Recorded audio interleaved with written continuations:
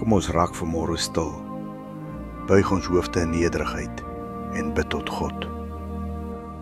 Here my God, U is liefde, volmaak, rein en sonder einde. Ek kom vandag na U toe, om U liefde te leer uitleef, nie net in woorde nie, maar in dade. U leer my in 1 Korintiërs 13:4-5. Liefde is geduldig, liefde is vriendelik, dit maak nie afguns nie, dit spog nie, dit is nie trots nie.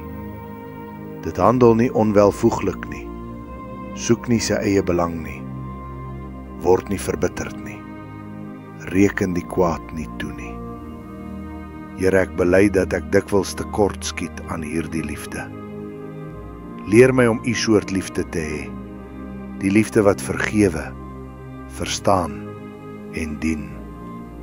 U sê in Johannes 15:12, dit is my gebod, julle moet mekaar lief hê, soos ek julle lief gehad het. Here Jesus, U liefde het U na die kruis geneem. U het my eerste lief gehad, toe ek U nog nie geken het nie. Ek vra dat U my hart vul met daardie selfde opofferende liefde. 'n Liefde wat nie vra wat ek kan kry nie, maar wat ek kan gee. In 1 Johannes 4:7 herinner U my, liewe vriende, laat ons mekaar lief hê, want die liefde is uit God, en elkeen wat lief het, is uit God gebore, en ken God. Here, ek wil U ken, nie net deur kennis nie, maar deur liefde. Laat U Gees my hart verander, sodat ek mense kan sien deur U oë, en hulle lief hê met U hart. Laat my liefde eg wees, Here, sonder voorwaardes, sonder oordeel, sonder trots.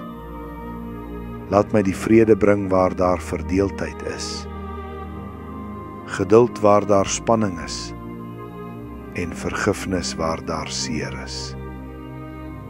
Ek kies vandag om liefde te kies, om U te kies, Here, want U is liefde. Amen. Geliefde vriend, mag die liefde van God vandag jou hart vul en oorvloei na ander. Mag jy sy sagmoedigheid en vrede in jou woorde, gedagtes en optrede dra. Onthou, liefde kom van God, soos in 1 Johannes 4:7 staan. Geseënde dag, vol God se liefde en genade vir jou.